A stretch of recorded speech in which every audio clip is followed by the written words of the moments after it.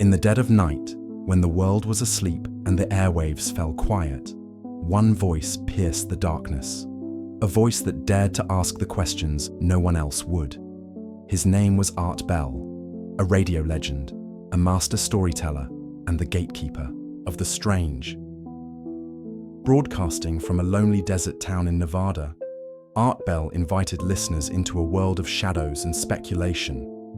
UFOs, time travelers, government cover-ups, ghost encounters, and things far stranger.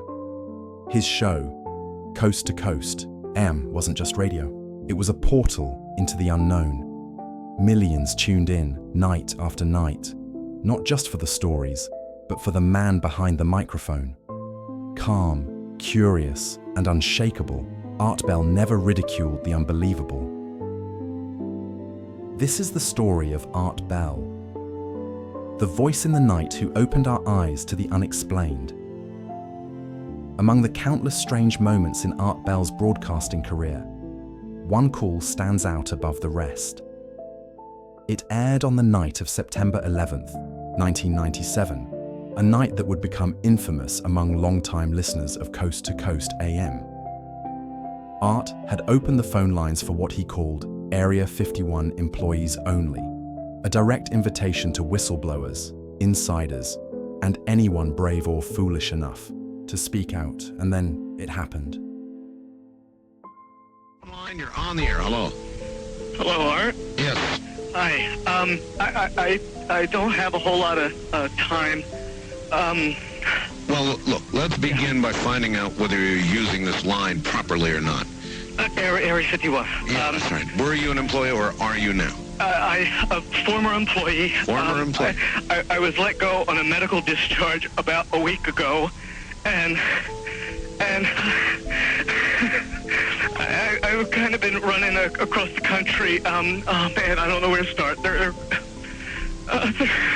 gonna they'll triangulate on this position really soon. So you can't spend a lot of time on the phone. So give us something quick. Okay. Okay. What we're thinking of as aliens, Art, they're extra-dimensional beings that an earlier precursor of the space program made contact with. They are not what they claim to be. They have infiltrated a lot of aspects of the military establishment, particularly the Area 51. The disasters that are coming,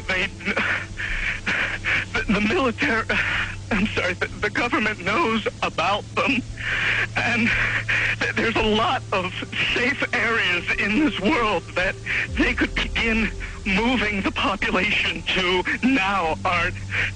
But they're not doing anything. They are not. They want the major population centers wiped out so that the few that are left will be more easily controllable.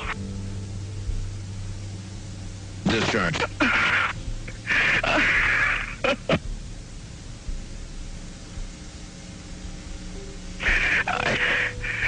I started getting...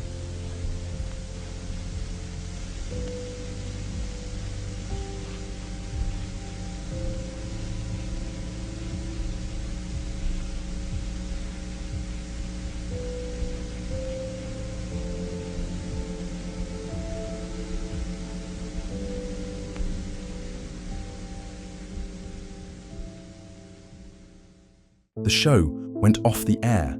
The satellite feed broadcasting Coast to Coast AM was suddenly interrupted. An event so rare, so perfectly timed, it ignited a firestorm of speculation.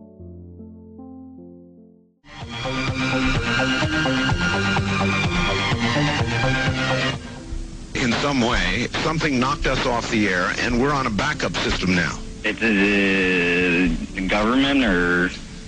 I don't know. It has to be something, though. Well, did you hear... Now, you tell me, because you were listening. That was awful strange. There was a really weird guy on the air when it went off? Yeah. Real weirded out. Like, going... Sort of sounding paranoid, Yeah. schizophrenic?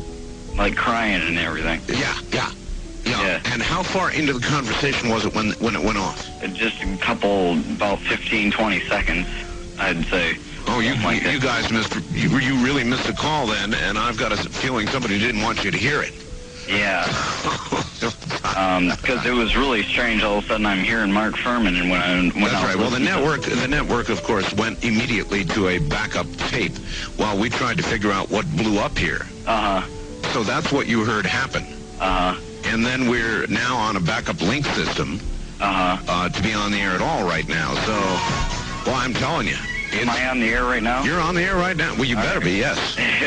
And where are you, by the way? I'm in Michigan. Michigan. Yeah, I called the other night, and I wanted to ask two things. Real quick. Well, I wanted to say one thing, and I wanted to ask another. Real quick. I wanted to ask if you could play that remote viewing one when you were while you go to Egypt. Yes. And also, I wanted to know all this stuff about like Area 51, if it's like the government's trying to put it out there like that, so like some other places isn't being watched as much. In other words, it's a big decoy. I see what you're saying here, and apparently we'll be back after the news, I think.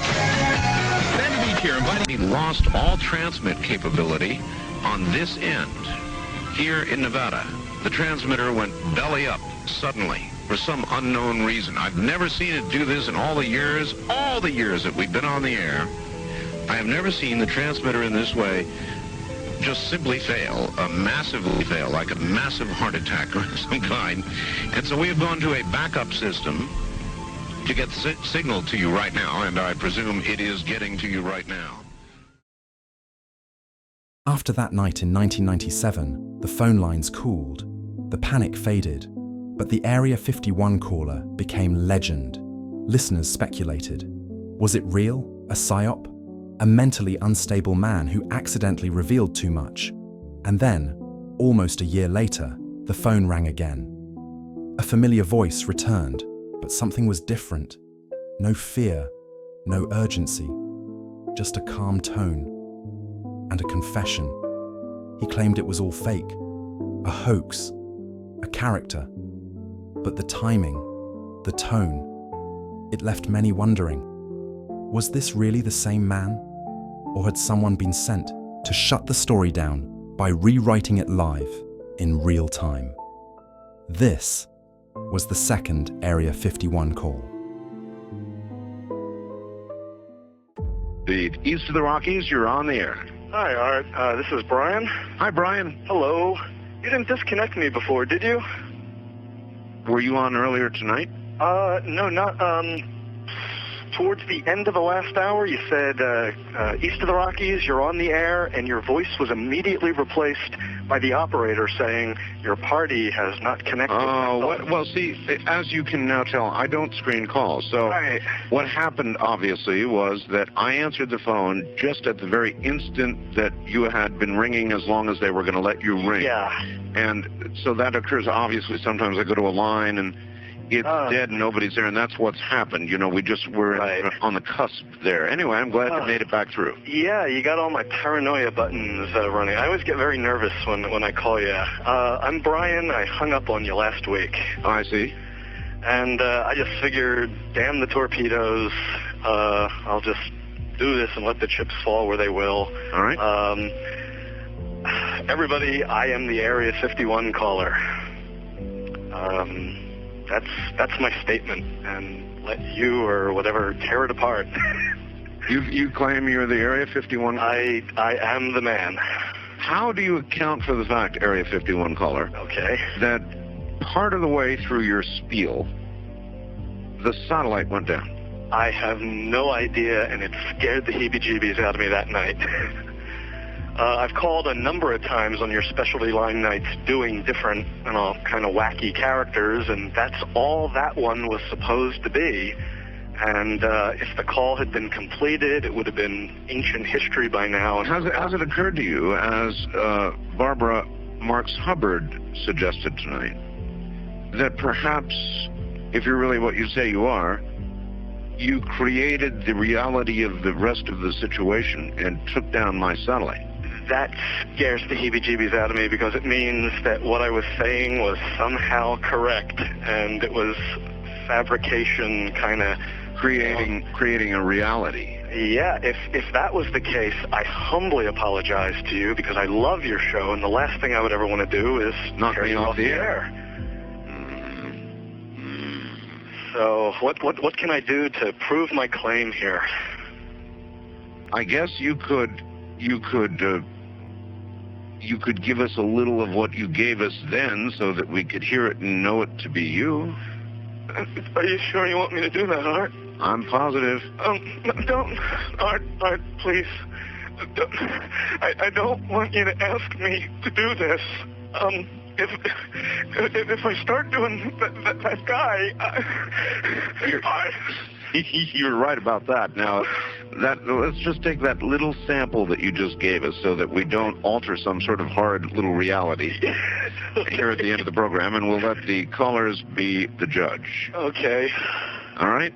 I thank you for this opportunity. This has just been driving me bananas for months, and I didn't know what you wanted me to do. I knew it was very difficult for me to prove to you. But I just thank you for your patience in dealing with me up to this time. All right, it's quite all right. Thank you. Fritz in Phoenix, as a matter of fact, called and said, oh, yes, that's him. Somebody else said, oh, no. Now he has done his little Area 51 caller IMO, or the real thing, depending on what you think. And so we'll leave it up to all of you. That is what you think.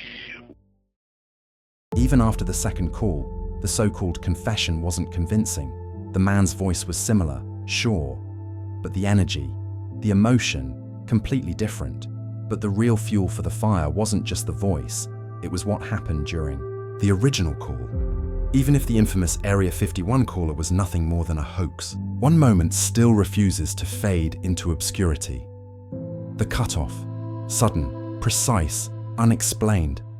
It happened just seconds after the caller, his voice trembling with panic, began talking about extra-dimensional beings and their connection to Area 51. He didn't stumble. He didn't hesitate. He spoke like a man who had already said too much. And right then, the feed died. The satellite that transmitted Coast to Coast AM, a live national broadcast, went completely dark. No warning, no countdown, no static. Just gone. Dead air. It was real. It was documented. And it sent shockwaves through late-night radio. Engineers would later call it a coincidence. A rare technical failure. But what are the odds? At the exact moment, a man, claiming to be a former government insider, panics on live air describing beings from another dimension, and a government cover-up. And right then, the broadcast is cut. To this day, Art Bell himself admitted he had never seen a failure like that. And here's where the story gets darker. Back in 1997, Area 51 didn't exist. At least, not officially. The government's position was simple. There was no such place. But in 2005, a Freedom of Information Act request was filed, digging for the truth beneath decades of secrecy. And finally, in 2013, the CIA quietly confirmed what millions already suspected. Area 51 was real. It had always been real. So let's do the math. The call came in 1997. The admission came 16 years later, which means that, at the time of the call, anyone saying the words Area 51 on a national broadcast was doing more than stirring up conspiracies. They were speaking the name of a location the US government had spent decades pretending didn't exist. And that's why, for many, the silence that followed wasn't just a technical error. It was a silencing, the kind of thing that doesn't need to come with threats or denials, only a quiet interruption. A signal pulled, a broadcast stopped.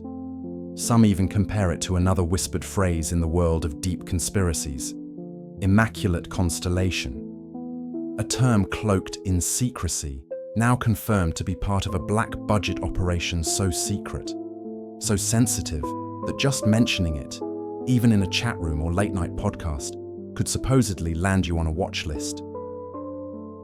So maybe the Area 51 caller was lying. Maybe he was delusional. Or maybe he was the only person that night telling the truth, and someone made sure we'd never hear the rest.